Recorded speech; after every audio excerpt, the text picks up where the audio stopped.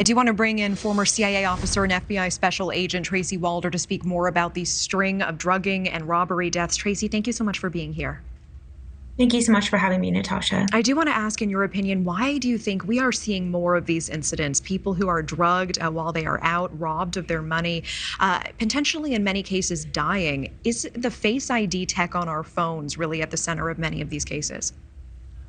I think technology is really at the center of all of this because, we look at what happened in New York. And then also, just about 2 weeks ago or so in LA, an individual was arrested doing something similar, using the face recognition technology on people's phones to drain their bank accounts as well, except he was seeking them out through Grindr.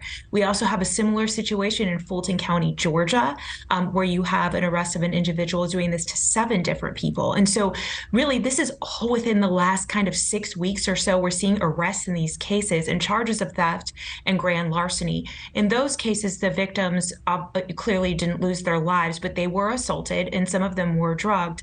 And so I think, like we've said, this is a drug facilitated theft. I'm not sure if the intention is to kill the victim. However, this cocktail is proving lethal. And I think technology is making it very, very easy to do this. Absolutely. And I want to speak a little more about technology. Both Umberger and Ramirez had around $20,000 stolen from the account through cash apps.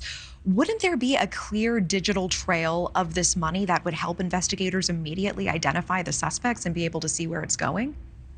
Yes, and in other cases in LA and in Fulton County, a lot of that was alerts that people were also getting on their cell phones that were connected to those bank accounts.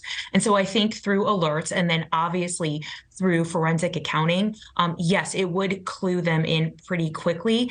However, in this case, the victims weren't alive to tell police that they were getting alerts on their phones, that their bank accounts were being drained. And so I think that little bit of lag time actually gave these perpetrators a bit of headway. Yeah, and to that point, I am so touched by Linda Clary's story, who just joined us. And I want to get your take as an investigator because, Linda's determination to do her own investigative legwork, sitting in that lobby for 2.5 hours, demanding to speak with investigators who initially dismissed her son's death as a simple overdose. What is your take on this? And should it be incumbent on a mother of a victim to go to these lengths to make sure that her son sees justice? That is such a good question, Natasha. And Ms. Clary, she is an amazing woman, and she deserves so much credit, really, in bringing the arrests of these suspects, because really it was all her. I mean, their deaths really were ruled as accidental overdoses. And should she have to do this? Should she have to camp out there for hours at a time? Probably not.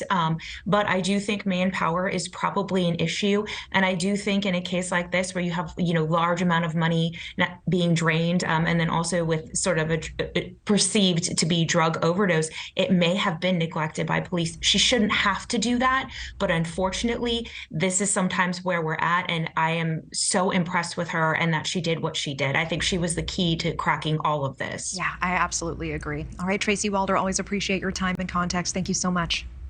Thank you for watching. Go to newsnationnow.com to find News Nation on your television provider. And don't forget to click the red subscribe button below to get more of News Nation's fact-driven, unbiased coverage.